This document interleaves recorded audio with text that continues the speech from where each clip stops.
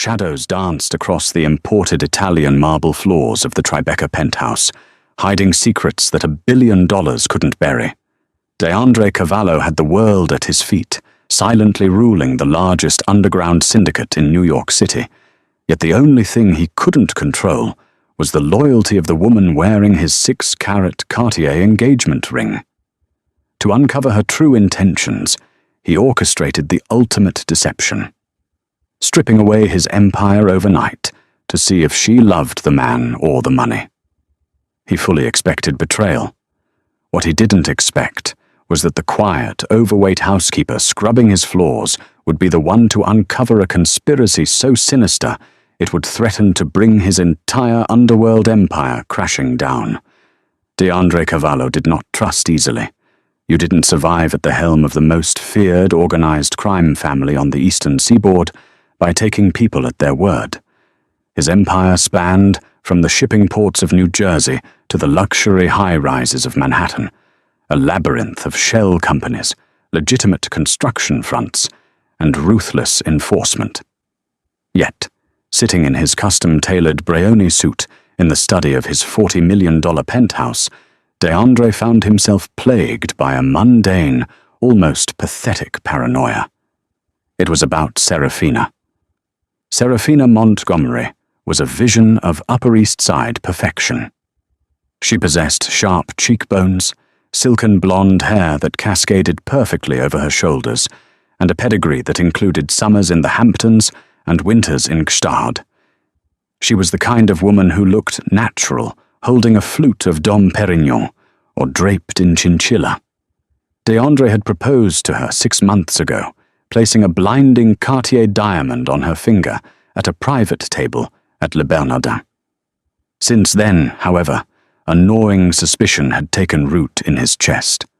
Serafina was obsessed with the perks of his power, the private jets, the black American Express card, the fear she could strike into the hearts of maitre d's and boutique managers on Madison Avenue. But did she care for DeAndre, the man who carried the heavy, dark weight of the syndicate? He needed to know. Before he tied his bloodline to hers, before he made her the matriarch of the Cavallo family, he had to test her. Enter Beatrice Miller. Beatrice was the head maid of the penthouse. She was a fat woman, a physical reality that she had long accepted and that society frequently used as an excuse to render her entirely invisible. In the high-stakes, hyper-glamorous world of DeAndre and Serafina, Beatrice was little more than a piece of moving furniture. She was 34, with kind, observant brown eyes, and a uniform that always felt a little too tight across her broad shoulders and heavy hips. Beatrice worked grueling hours, sweeping up shattered crystal when DeAndre's temper flared, and meticulously organizing Serafina's endless collection of Christian Louboutin heels. She endured Serafina's sharp, cruel comments about her weight with silent grace, motivated solely by the crushing medical bills her mother was accumulating at Mount Sinai Hospital. Because Beatrice was invisible, she saw everything. She noticed how DeAndre's jaw clenched when Serafina casually spent $50,000 on a Tuesday afternoon. She noticed how Serafina never once asked about DeAndre's day, only about his acquisitions. Late one Tuesday evening, DeAndre summoned his right-hand man, Silas Graham, into the soundproofed study. Beatrice was polishing the mahogany hallway table just outside, her movements slow and rhythmic, her presence entirely ignored by Silas as he pushed past her, bringing a scent of stale cigarette smoke and expensive cologne into the apartment. When the heavy oak door closed, it didn't shut tight. A millimeter of space remained, enough for Beatrice to hear the low, rumbling baritone of her employer. "I want the accounts frozen, Silas," DeAndre commanded, his voice devoid of emotion. "The offshore Cayman funds, the Swiss safety deposit boxes, the legitimate holdings through Vanguard, all of it. Make it look like the feds raided the primary shell corporation. I want a paper trail that screams I'm ruined." "Boss, with all due respect, That's going to cause a panic on the streets, Silas warned. The capos won't like hearing you're bleeding cash. They won't hear about it. This is highly compartmentalized. Only you, my primary accountant, and I will know. I am going to tell Serafina that I have been indicted, that the feds have seized everything under RICO, and that I am effectively bankrupt. DeAndre paused, the silence heavy. I need to know if she'll stand by a broke man facing 20 years, or if she'll run. And if she runs, Silas asked, then I have my answer, and she leaves with nothing, DeAndre replied coldly. Set it up for Thursday. Beatrice held her breath, her dusting cloth frozen on the wood. A fake bankruptcy, a mafia boss playing a dangerous game of emotional roulette. She quietly backed away from the door, her soft, heavy footsteps making no sound on the thick Persian runner. She felt a flicker of pity for DeAndre, for all his terrifying power, for all the men who bowed to him. He was just a lonely man, terrified of being used. But Beatrice also felt a shiver of dread. She knew Serafina Montgomery better than DeAndre did. She cleaned up the woman's messes. She knew that Serafina was not just spoiled, she was deeply, fundamentally ruthless. If DeAndre took away the money, Beatrice knew exactly what Serafina would do, or so she thought. Thursday arrived with a meticulously orchestrated storm. DeAndre's acting was flawless. He burst into the penthouse just after noon, his tie loosened, his hair disheveled, bypassing the usual security protocol. He barked orders at his bodyguards to wait in the lobby. Beatrice was in the kitchen, meticulously dicing vegetables for a mirepoix, her large apron wrapped securely around her waist. She stopped cutting as she heard DeAndre's heavy, frantic boots on the marble. Serafina was lounging on the curved velvet sofa in the living room, flipping through an issue of Vogue, a half-empty glass of mimosa in her hand. "Dom, what are you doing home? You're supposed to be at the Staten Island site," she drawled, not looking up. "It's gone, Sarah," DeAndre rasped, sinking into an armchair opposite her. He buried his face in his hands. "It's all gone." Serafina slowly lowered the magazine. Beatrice, holding a dish towel, stood paralyzed behind the kitchen island, perfectly positioned to watch the scene unfold through the open concept layout. "What are you talking about?" Serafina asked, her voice tight. "The feds. They raided the holding company. They found the ledger."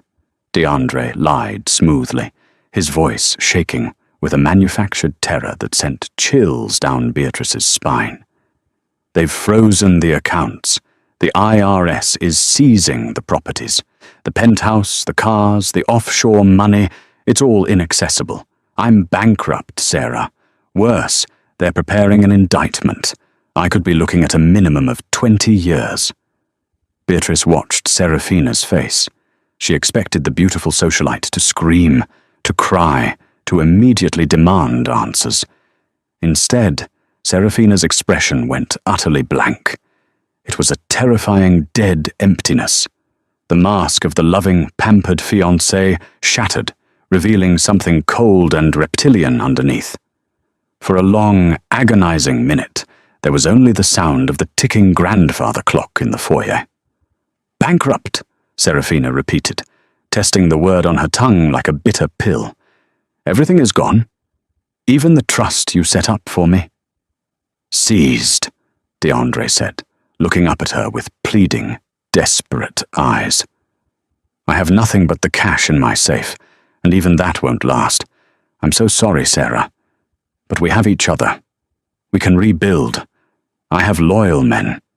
We just need to lay low, maybe leave the country." "Leave the country." Serafina stood up abruptly, smoothing down her designer silk trousers. "Live like fugitives? DeAndre, look at me. Do I look like a woman who goes on the run and lives in a motel?" "Sarah, please. I need you right now." DeAndre reached out for her hand. Serafina stepped back, expertly avoiding his touch. Beatrice squeezed the dish towel in her thick hands, her heart pounding. This was it. The gold digger was going to pack her Louis Vuitton trunks and march out the door. DeAndre would be heartbroken, but he would be safe from her greed. But then, Serafina did something entirely unexpected. The coldness vanished, replaced instantly by a facade of forced, breathless panic. She fell to her knees in front of DeAndre, grabbing his hands. "Oh my God, DeAndre, I'm just in shock," she cried, her voice trembling. "Of course I'll stay. We'll fight this. I won't leave you. We are a team." DeAndre's shoulders slumped in relief. He pulled her into a tight embrace, burying his face in her blonde hair. Thank you, Sarah. You don't know what this means to me." Over DeAndre's shoulder, Beatrice saw Serafina's face. The woman wasn't crying. Her eyes were dry, narrowed, and intensely calculating. She was staring blankly at the wall, her mind working 1,000,000 miles a minute. Beatrice retreated into the depths of the kitchen, her mind racing. Why didn't she leave? If the money was gone, what was keeping Serafina here? A woman like her didn't stay out of the goodness of her heart. The answer began to reveal itself over the next 48 hours. The atmosphere in the penthouse grew toxic. DeAndre spent his days locked in his study, supposedly dealing with lawyers and scrambling for funds, playing his part to the hilt. Serafina, meanwhile, began behaving erratically. She stopped leaving the apartment for her usual spa days and shopping sprees. Instead, she paced the floors, constantly texting on a burner phone Beatrice had never seen before. Beatrice, going about her duties, vacuuming the rugs, doing the laundry, changing the sheets, became a ghost, haunting the edges of Serafina's frantic reality. On Saturday afternoon, DeAndre left the apartment for a clandestine meeting with a capo. Beatrice was in the master suite, gathering discarded clothes. Serafina was in the adjoining master bathroom, the door slightly ajar. "I don't care what you heard. He says the money is gone," Serafina hissed into her phone. Her voice was vicious, stripped of its usual melodic cadence. "Seized by the feds. Yes, all of it." A pause. "No, I can't just leave. If I leave now, I get nothing. We had an agreement, Victor." Beatrice froze. Victor. The name dropped into her stomach like a lead weight. Viktor Volkov was the head of the Bratva, the Russian syndicate that had been locked in a bloody, silent turf war with DeAndre's family for the past 3 years. DeAndre despised Volkov. If the assets are frozen, the original plan is useless, Serafina continued, pacing furiously across the marble bathroom floor. He's useless alive. If he goes to prison, the feds keep everything. But if he dies before the indictment comes down, the frozen assets go into probate. As his documented fiancée and the primary beneficiary of his will, I can contest the seizure.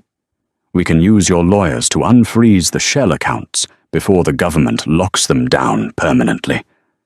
Beatrice clapped a heavy hand over her own mouth to stifle a gasp.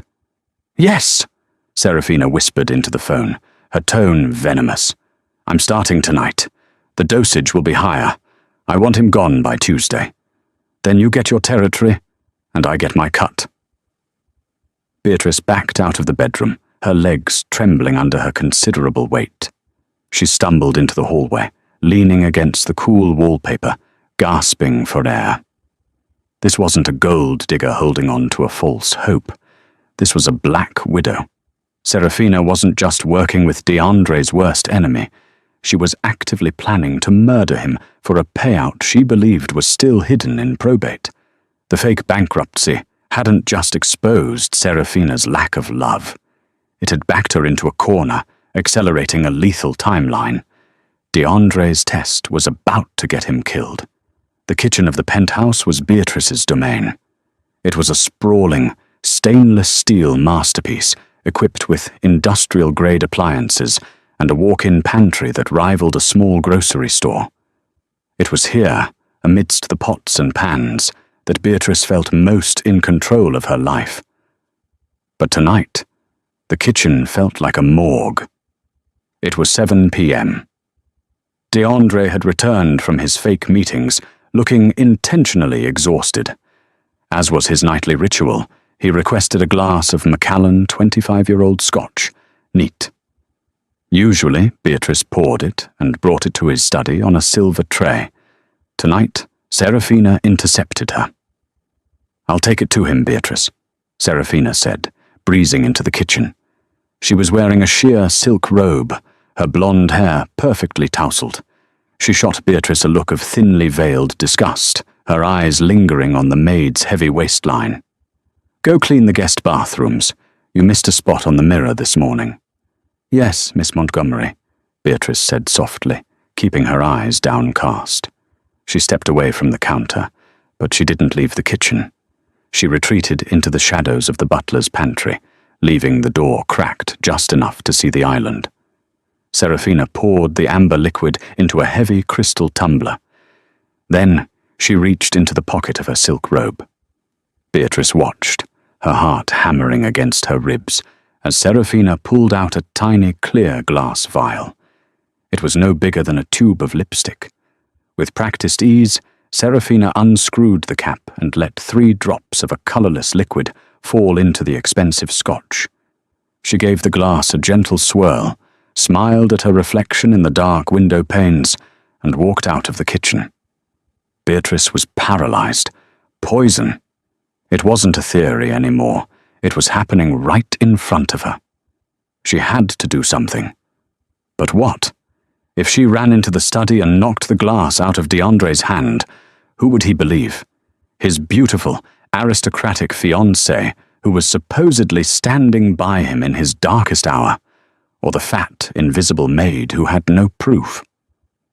Serafina would simply say Beatrice was crazy, or worse, that Beatrice had tried to poison him herself. DeAndre was a ruthless mafia boss. He didn't call the police when he felt threatened. He made people disappear. Beatrice hurried to the kitchen island. She checked the trash can beneath the sink. Empty.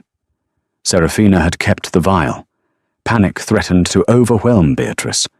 She thought of her mother, lying in the hospital bed, relying on the paycheck Beatrice brought home every week. If she crossed Serafina and failed, she would be fired, or worse, killed. She could just pack her things, walk out the service elevator, and never come back. Let the monsters destroy each other. But as Beatrice looked at the empty crystal decanter, a wave of profound anger washed over her. She was tired of being stepped on. She was tired of monsters like Serafina using people, treating them like disposable garbage. DeAndre Cavallo was a criminal, yes, but in the 3 years Beatrice had worked for him, he had paid for her mother's physical therapy out of pocket when her insurance denied it. He had never once insulted her. He demanded perfection, but he was fair. He didn't deserve to be murdered in his own home by a traitor. Beatrice made her decision. She wasn't going to run, but she wasn't going to confront them directly either. She needed proof, irrefutable, undeniable proof that even a man blinded by a fake bankruptcy could not ignore. The next morning, the penthouse was quiet. DeAndre was sleeping late, the poison likely making him lethargic, a symptom Serafina probably dismissed as depression over his ruined empire. Serafina had gone to the private gym in the building, confident that her plan was working flawlessly. Beatrice had slipped into the master suite. Her heart was beating so fast she felt dizzy. She moved with surprising agility for a woman of her size, her soft-soled shoes making no sound. She went straight to Serafina's lavish walk-in closet, a room larger than Beatrice's entire apartment in Queens. She began to search. She checked the pockets of designer coats, the hidden compartments of Hermes Birkin bags, the velvet linings of jewelry boxes. She knew Serafina was arrogant. Arrogant people got sloppy. 10 minutes passed. Her palms were sweating. If Serafina walked in now, Beatrice was dead. Finally, in the very back of a drawer dedicated entirely to silk scarves, Beatrice's hand brushed against something hard. She pulled out a small, ornate makeup bag. Inside, nestled between high-end lipsticks and a compact mirror, was the small glass vial. It was half empty. Beatrice pulled out her phone and snapped several clear, high-resolution photos of the vial and its hiding place. But photos weren't enough. She needed the physical evidence. She carefully placed the vial in the pocket of her apron. But as she turned to leave the closet, she noticed something else. A sleek, black burner phone was tucked beneath a stack of cashmere sweaters. The same phone Serafina had used to call Victor Volkov. Beatrice grabbed it. It was locked with a passcode. She cursed under her breath. She didn't know the code, but she knew someone who could crack it. DeAndre's security team. Clutching the phone and the vial, Beatrice hurried out of the master suite. She had the weapon and the communication line. Now, she just needed to get them to the one man who could protect DeAndre without alerting Serafina. She needed to find Silas Graham. Beatrice rushed down the service hallway, intending to use the staff phone to call Silas's private line. But as she rounded the corner near the service elevator, she slammed directly into a solid wall of muscle. She gasped, stumbling backward, dropping her dustcloth, but instinctively keeping her hand clamped over the apron pocket, holding the vial and the phone. Standing over her, his expression cold and unreadable, was Silas. "Going somewhere in a hurry, Beatrice?" Silas asked, his dark eyes narrowing as he took in her flushed face and panicked demeanor. "Mr. Graham," Beatrice stammered, her voice shaking. I need to speak with you. It's urgent. It's about Mr. Cavallo." Silas crossed his arms, his massive frame blocking the only exit. "DeAndre is resting. Whatever it is, you can tell me." Beatrice looked up at the terrifying enforcer. She had to trust him. He was DeAndre's right hand. Taking a deep breath, she pulled the small glass vial and the black burner phone from her pocket and held them out. "Mr. Cavallo isn't resting," Beatrice said, her voice steadying with sudden, fierce resolve. "He's being poisoned, and Miss Montgomery is working with the Bratva to do it." Silas stared at the items in her hand, the air in the hallway growing suddenly, violently still. Silas Graham did not gasp. He did not widen his eyes. A man who had survived 2 decades in the unforgiving crossfire of New York's underworld possessed a face carved from granite. But the silence that descended upon the service hallway was heavier than any physical weight.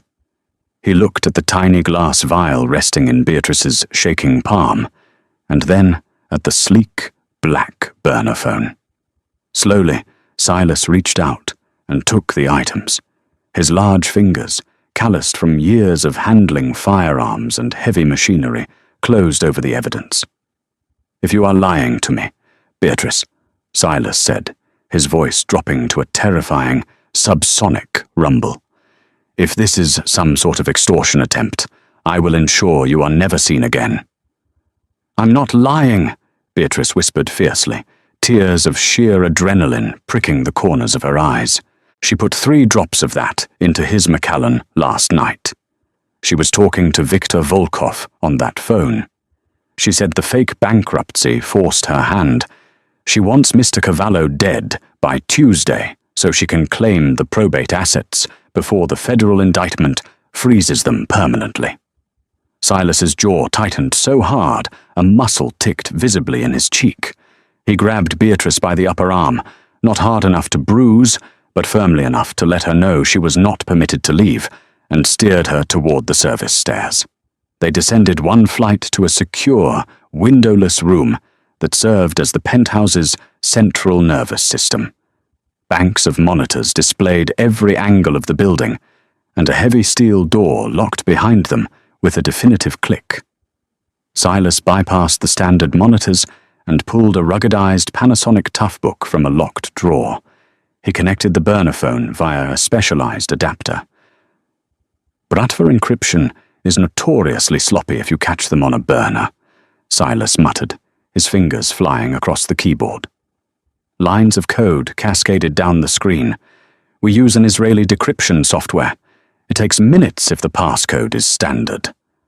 Beatrice stood awkwardly in the corner, her hands nervously twisting her apron.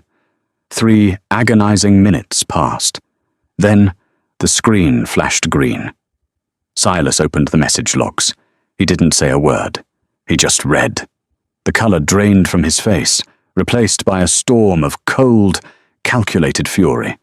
He disconnected the phone and turned to a small chemical testing kit he kept for analyzing street-level narcotics. He carefully uncapped the vial Beatrice had found, extracted a microscopic drop with a pipette, and dropped it onto a reactive strip. The strip turned a violent, undeniable shade of purple. "Aconite," Silas breathed, staring at the strip. "Wolfsbane. Highly toxic, mimics a massive cardiac event.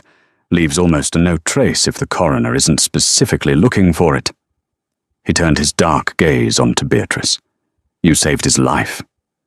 "We need to wake him up," Beatrice urged, her fear entirely replaced by a desperate need to protect the man who had shown her small, quiet kindnesses. Silas nodded grimly. "Wait here." 10 minutes later, the heavy steel door opened. DeAndre Cavallo walked in, supported heavily by Silas. The Mafia Boss looked terrible.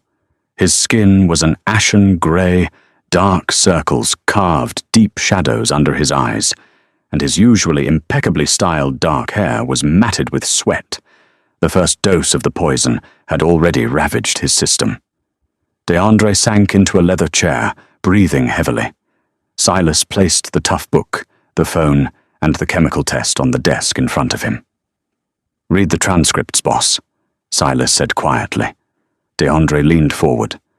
Beatrice watched as the man who commanded thousands of loyal soldiers read the digital proof of his fiancée's betrayal.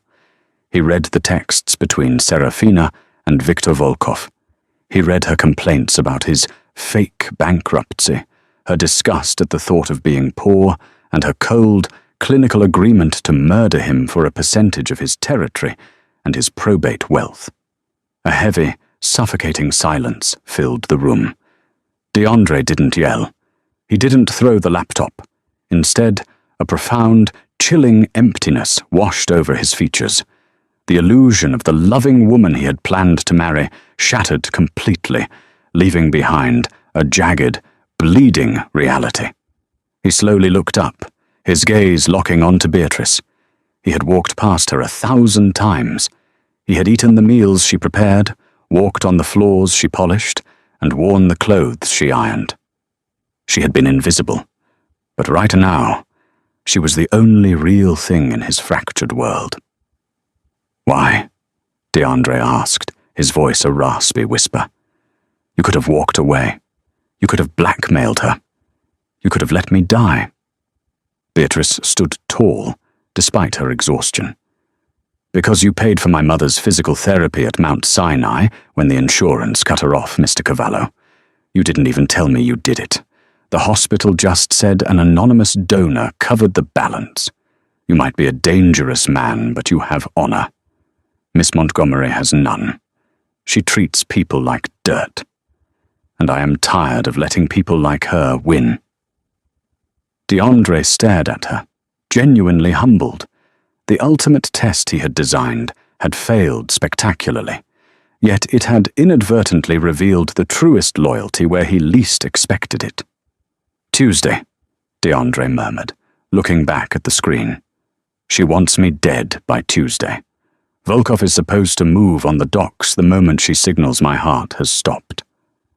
DeAndre's grey face slowly transformed. The exhaustion was replaced by the terrifying, predatory intelligence that had made him a king. He looked at Silas. "We don't arrest her. We don't confront her," DeAndre commanded, his voice suddenly sharp and clear. "We play the game. We let her think she's winning. We are going to draw Volkov out of his rat hole, right into this penthouse." The weekend was an agonizing exercise in psychological warfare. Beatrice returned to her duties, a ghost once more. But this time she was a ghost with a mission. She observed Serafina with a new, clinical detachment. Serafina was a phenomenal actress. She hovered over DeAndre, dabbing his sweating forehead with cool cloths, her face a mask of tragic, aristocratic sorrow. "I'm so worried about you, Dom," Serafina cooed on Sunday evening, sitting on the edge of the master bed. "The stress of this bankruptcy, the impending indictment, it's destroying your heart." DeAndre, playing his part flawlessly, offered a weak, trembling smile. "I'll be fine, Sarah, as long as I have you." Beatrice stood by the door, holding a silver tray with DeAndre's evening scotch. Her hands were perfectly steady. Per Silas's instructions, the drink was completely untainted. DeAndre would take a sip, pretend to swallow, and pour the rest into a potted ficus when Serafina wasn't looking. To maintain the illusion of his rapid decline, Silas had provided DeAndre with safe, temporary beta blockers to artificially lower his heart rate and make him appear pale and clammy. "Beatrice, put the tray down and leave us," Serafina snapped, not looking back. "And stop breathing so heavily, it's distracting." "Yes, Miss Montgomery," Beatrice murmured, bowing her head. She set the tray down and retreated, catching a fleeting, microscopic nod of gratitude from DeAndre before she closed the heavy mahogany door. Down in the security room, Silas was mobilizing the empire. The bankruptcy was still the official narrative on the streets, but DeAndre's most trusted capos, the men who had bled for him, were quietly brought into the fold. They were shown the decryption logs. The rage among the Cavallo ranks was absolute. The Bratva was attempting a decapitation strike using a Trojan horse. By Monday afternoon, the trap was primed. Serafina, growing impatient and overconfident, made a fatal error. Beatrice was in the adjoining dressing room, organizing silk ties, when she heard Serafina on the burner phone. "He's fading fast, Victor," Serafina said, her voice dripping with anticipation. "He can barely keep his eyes open. Tomorrow night, I'll give him the final dose. His heart won't be able to take it." "Are you certain the assets are accessible?" Volkov's heavily accented voice crackled through the receiver. "My lawyer checked the probate filings. As long as he dies before a federal judge signs the RICO seizure order, the wealth transfers to me as the sole beneficiary of the estate. I will authorize the transfer of the shipping port deeds to your holding companies the moment his death certificate is signed." She paused, a cruel smile evident in her voice. "Come to the penthouse tomorrow night at 9. The service elevator code is 4492. Bring your men. We can celebrate our new partnership over his corpse." Beatrice relayed the conversation word for word to Silas. She invited him in. Silas smiled, a terrifying expression that resembled a wolf baring its teeth. "Volkov is arrogant enough to come. He wants to see DeAndre fall with his own eyes." Tuesday arrived, heavy with the promise of violence. The air in the penthouse felt thick, charged with static electricity. At 7 p.m., Serafina ordered Beatrice to prepare a special dinner. "Something light," she instructed, her eyes glittering with malicious excitement. "Mr. Cavallo's stomach is very weak tonight. And bring his scotch to the study at 8. I will administer his medication." Beatrice nodded subserviently. She went to the kitchen and prepared a delicate consommé. At exactly 7:55 p.m., she poured the Macallan. She placed the heavy crystal glass on the silver tray. Serafina breezed into the kitchen, wearing a stunning black Saint Laurent dress, morning attire, chosen in advance. She pulled the small glass vial from her clutch. She didn't even bother to hide her actions from Beatrice anymore. The maid was just a piece of furniture, completely irrelevant to the grand design. Serafina squeezed 5 heavy drops of the aconite into the scotch. She swirled the glass. "Take it to him," Serafina commanded. "And Beatrice, after you serve him, take the rest of the night off. Go back to whatever hole you live in. You're fired." "Thank you, Miss Montgomery," Beatrice said softly. Beatrice picked up the tray. She walked out of the kitchen, down the long, shadowed hallway toward the study, but she didn't go into the room. She stepped into the adjoining powder room. She poured the poisoned scotch directly down the sink, rinsing the glass thoroughly. From a hidden flask Silas had provided, she refilled the glass with identical-looking apple juice. She walked into the study. DeAndre was slumped in his leather chair, looking like a man on the brink of death. Silas stood in the shadows near the heavy drapes. Beatrice placed the glass on the desk. She put 5 drops in, Mr. Cavallo. She fired me. Volkov is arriving at 9. DeAndre picked up the glass of apple juice. He looked at Beatrice, the exhaustion fading from his eyes, replaced by the burning fire of a man reclaiming his throne. You did perfectly, Beatrice, DeAndre said softly. Now, go to the panic room. Lock the door. Do not come out until Silas tells you it's safe. Beatrice nodded. As she turned to leave, DeAndre stopped her. Beatrice. She looked back. When this is over, DeAndre said, his voice ringing with absolute authority, you will never scrub another floor as long as you live. Beatrice hurried down the hall, slipping into the hidden safe room behind the library bookcases. She locked the heavy steel door, sinking into a plush chair, her heart hammering a frantic rhythm against her ribs. At 8:55 p.m., the private elevator chimed. Through the security monitors in the panic room, Beatrice watched the final act begin. Serafina stood in the foyer, a black widow waiting for her prize. The elevator doors slid open, and Viktor Volkov stepped out, flanked by 4 heavily armed Bratva enforcers. The trap was sprung. Footsteps echoed sharply against the imported Italian marble of the penthouse foyer. Viktor Volkov stepped out of the private elevator, a towering figure draped in a custom charcoal Tom Ford overcoat. He brought with him the bitter chill of the New York night and the unmistakable arrogance of a man who believed he had just won a war without firing a single bullet. Flanking him were 4 heavily muscled Bratva enforcers, their hands resting ominously inside the lapels of their jackets, gripping suppressed Glock 19s. Serafina glided forward to meet them, her black Saint Laurent dress whispering against the floor. She offered Volkov a brilliant, predatory smile, her eyes alight with the thrill of her impending wealth. Victor, she purred, extending a manicured hand. Right on time. Volkov took her hand, his pale eyes sweeping the opulent, silent penthouse. Is it done, Serafina? I do not like leaving loose ends. He took his final dose of the medication an hour ago, Serafina replied, a feigned sigh escaping her lips. His heart simply couldn't handle the stress of the bankruptcy. The poor man passed away in his study. It was very peaceful. And the staff? Volkov asked, his accent thick and grating in the quiet space. Dismissed, Serafina assured him, turning toward the long hallway. The fat maid who usually hovers around was fired an hour ago. We are entirely alone. Come, let us finalize our arrangement over the corpse of the great DeAndre Cavallo.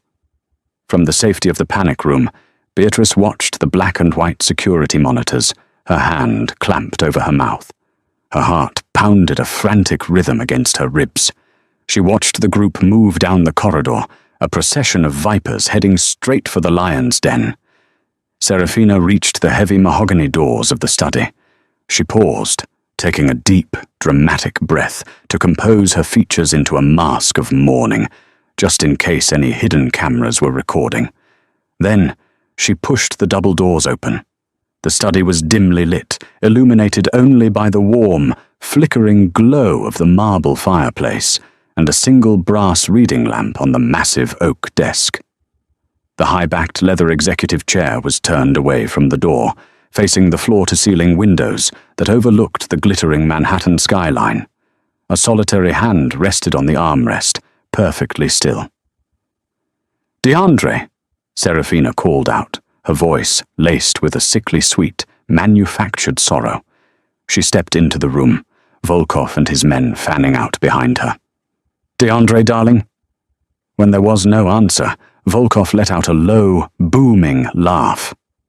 The King of New York, the Russian mocked, pulling a silver cigarette case from his coat. Reduced to a footnote by a pretty face and a few drops of wolfsbane. Truly pathetic. Now, Victor, Serafina said, turning to him with a calculating gleam in her eye, about the transfer of the Brooklyn shipyards. The heavy leather chair slowly swiveled around. The silence that followed was absolute, a vacuum that sucked the oxygen straight out of the room. DeAndre Cavallo was not dead. He was not even pale. He sat perfectly upright, his custom Brioni suit immaculate, his dark eyes burning with a terrifying, absolute clarity. In his right hand, he held a crystal tumbler filled with a dark amber liquid.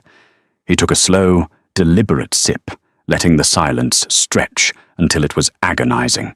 "The shipyards are not for sale, Victor," DeAndre said, his voice a smooth, lethal baritone that vibrated through the floorboards. "And my heart is exceptionally healthy." Serafina staggered backward, all the blood draining from her face. Her perfectly styled blonde hair seemed to lose its luster in an instant. She opened her mouth to speak, but only a strangled, breathless squeak emerged. Dom, you're... How?" Volkov reacted with the instincts of a cornered predator. He barked an order in Russian, and his 4 enforcers whipped their suppressed weapons from their coats, aiming directly at DeAndre. "I wouldn't." A new, terrifyingly calm voice echoed from the shadows of the library alcove. Silas Graham stepped into the firelight. He held a fully automatic Heckler & Koch MP5 aimed squarely at Volkov's chest. But Silas was not alone. From the adjoining billiard room, from behind the heavy velvet drapes, and from the soundproofed hallway behind the enforcers, a dozen of DeAndre's most elite, battle-hardened capos materialized. The metallic clicks of safeties being disengaged echoed in a deadly symphony around the room. Laser sights painted Volkov and his men in a constellation of lethal red dots. They were hopelessly outnumbered and outgunned. The trap had snapped shut with flawless precision. Volkov froze, his cigarette case slipping from his fingers to clatter loudly against the hardwood floor. He slowly raised his hands, his pale eyes darting around the room, assessing the fatal geometry of his mistake. "You see, Victor," DeAndre said, setting his glass down on the desk and standing up. He moved with the terrifying grace of a panther. "You and my fiancée here made a fundamental miscalculation. You assumed I was vulnerable. You assumed my empire was crumbling. You believed a fabricated bankruptcy report I leaked to test the loyalty of the woman wearing my ring." Serafina gasped, her hands flying to her throat. "Fake? The bankruptcy? It was fake?" "Every dime is exactly where I left it," DeAndre said coldly, his gaze locking onto her. The absolute disgust in his eyes made Serafina physically shrink. The offshore accounts, the Vanguard trusts, the real estate. I am richer today than I was yesterday. But you? You are entirely bankrupt, Serafina, morally and financially. DeAndre picked up the sleek black burner phone from his desk and tossed it casually. It landed at Serafina's feet. Beside it, he tossed the small glass vial of aconite. "Your decryption was sloppy, Victor," Silas noted from the corner, his gun perfectly steady. "And Miss Montgomery is a terrible chemist." Serafina fell to her knees, the black Saint Laurent dress pooling around her. The sheer terror of her reality finally broke through her arrogance. She crawled toward DeAndre's desk, tears streaming down her face. Real tears this time, fueled by panic. "DeAndre, please," she sobbed, her voice shrill and desperate. "He forced me. Victor threatened my family. He made me put those drops in your drink. I love you, Dom. You have to believe me."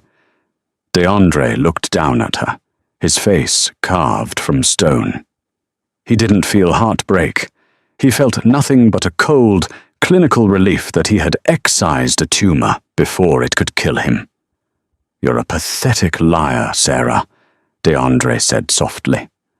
I read the transcripts. You approached him. You wanted the probate money before the imaginary federal indictment froze it.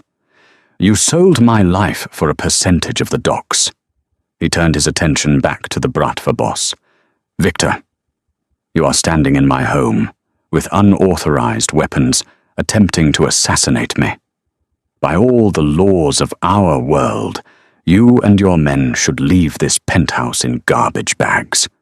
Volkov swallowed hard, a bead of sweat tracing down his temple. What are your terms, Cavallo? The Brighton Beach territory, DeAndre demanded, his voice echoing with absolute authority. The import routes through JFK and your private casino operations in Atlantic City. You will sign the holding companies over to my legal team tonight. Then, you will take your men, walk out of my building, and never cross into Manhattan again. If you refuse, Silas will execute you where you stand, and we will take your territory by force tomorrow morning. Volkov looked at the red laser dots painting his chest. He looked at Silas's unwavering grip on the submachine gun. He knew when he was beaten. Slowly, he nodded. Bring me the papers. Silence reclaimed the study the moment Victor Volkov's gun hit the floor, heavy and absolute. The transition from the brink of a bloodbath to a boardroom negotiation was swift and jarring. Within 20 minutes, a trio of DeAndre's corporate lawyers, men in immaculate grey suits who moved with terrifying, silent efficiency, arrived from a staging suite 3 floors below. They carried fine leather briefcases that held the doom of the Russian syndicate. The dismantling of Viktor Volkov was a masterclass in bureaucratic brutality. The study, thick with the smell of spilled scotch and the ozone of suppressed adrenaline, became the site of a total surrender. Volkov sat rigidly in a leather guest chair, his jaw clenched so tightly it looked ready to fracture. A lawyer placed a stack of crisp, watermarked documents on the desk. Volkov signed away decades of Bratva expansion.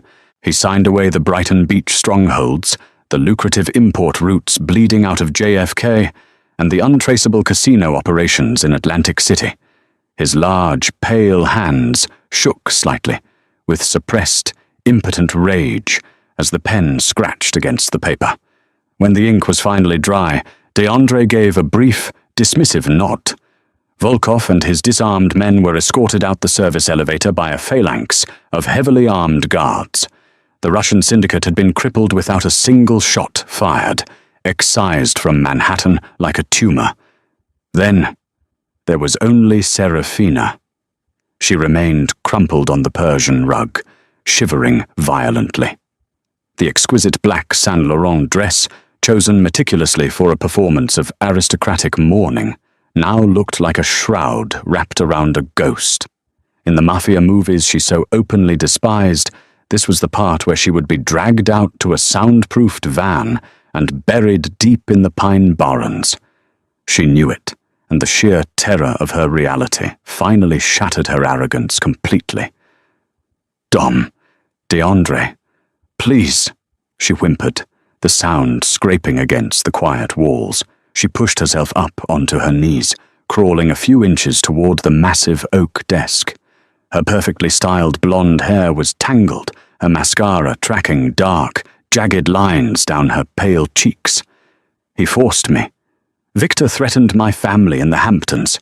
He made me put those drops in your drink. I love you, Dom. I swear to God. I love you. You have to believe me. DeAndre looked down at her. He didn't feel heartbreak. He didn't feel the sting of betrayal anymore. Looking at her now, stripped of her calculated glamour and weaponized charm, he felt nothing but a cold, clinical relief. He had survived the poison, but more importantly, he had survived her. You're a pathetic liar, Sarah, DeAndre said softly, his voice devoid of any heat or anger. I read the decrypted logs. You approached him. You wanted the probate money before the imaginary federal indictment froze it. You sold my life for a percentage of the docks. He turned away from her, the dismissal absolute. Silas, take the ring." Silas Graham stepped out of the shadows. He did not ask. He simply moved. He grabbed Seraphina's trembling left hand. He didn't use unnecessary violence, but there was zero gentleness in his grip as he forcefully slid the 6-carat Cartier diamond off her finger. Seraphina let out a pathetic, breathless sob, clutching her bare hand to her chest as if she had been physically wounded. "You are leaving this penthouse with exactly what you brought into our relationship. Nothing," DeAndre told her, staring out the floor-to-ceiling windows at the glittering Manhattan skyline. "Your designer clothes, your jewelry, the cars, they remain here. You are officially blacklisted. If you attempt to contact me, my associates, or anyone in New York high society, I will release the decrypted communications or logs of your murder plot directly to the district attorney. They will happily put you away for conspiracy to commit murder for the rest of your natural life." "Dom, you can't just throw me out on the street. Have 2 men escort her to the lobby," DeAndre interrupted, speaking to Silas as if Seraphina were no longer in the room. "Do not let her pack a bag. Confiscate her phone."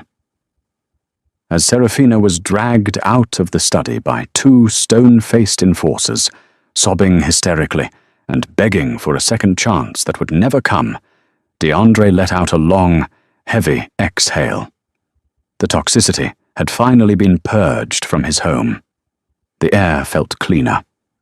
He poured himself a glass of real Macallan, took a slow sip, and looked at Silas.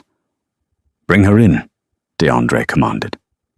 A few moments later, the heavy mahogany doors of the study opened once more. Beatrice Miller stood in the doorway. She still wore her tight, plain maid's uniform, her large, calloused hands nervously twisting the fabric of her white apron. Her heart was hammering a frantic rhythm against her ribs.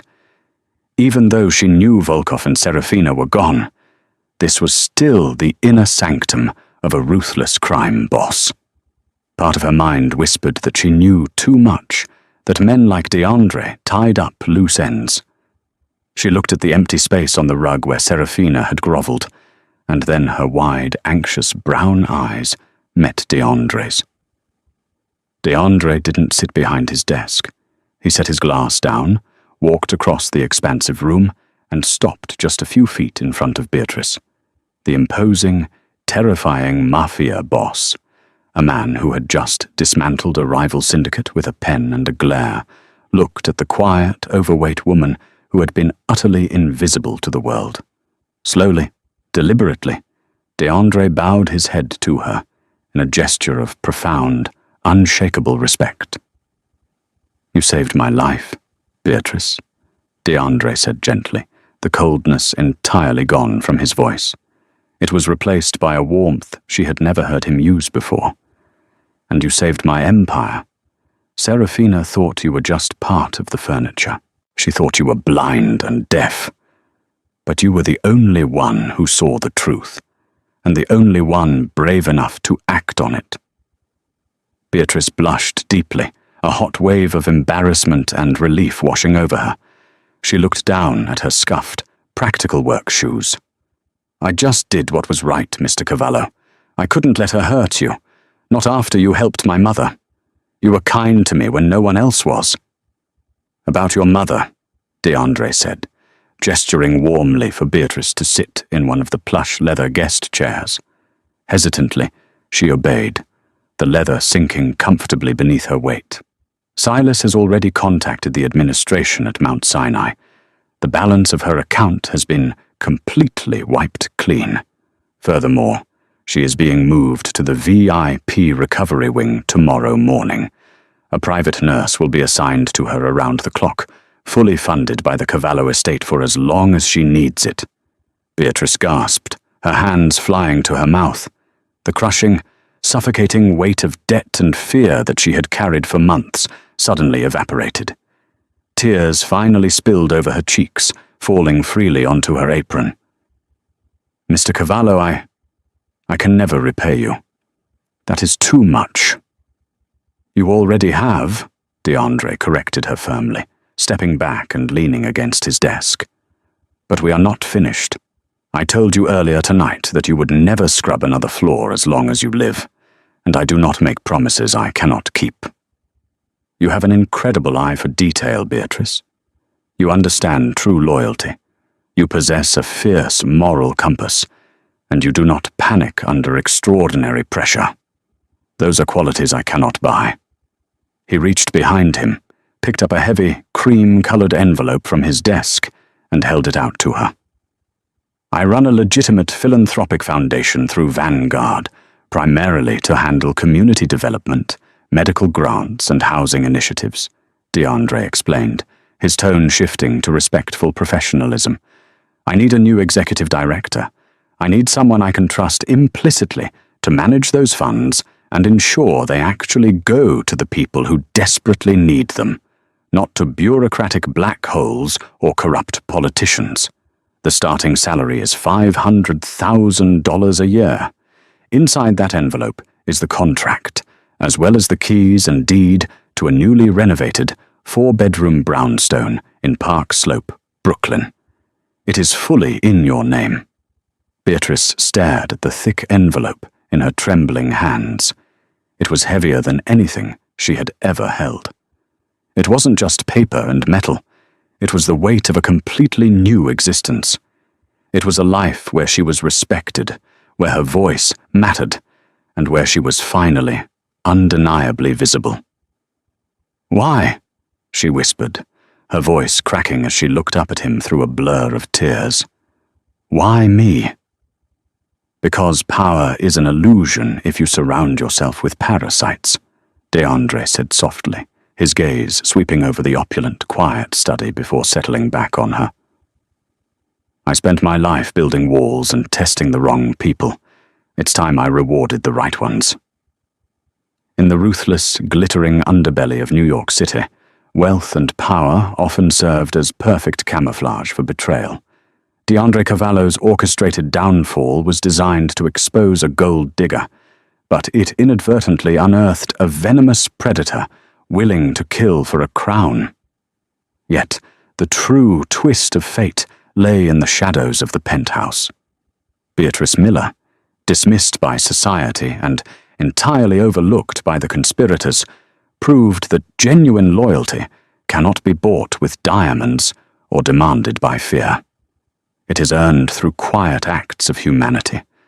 By risking her own life to expose the sinister truth, the invisible Maid dismantled a mafia war and saved a king. In the end, the beautiful, aristocratic fiancée was left with absolutely nothing, while the woman who had spent her life scrubbing floors inherited the respect, the wealth, and the visible power she had always deserved.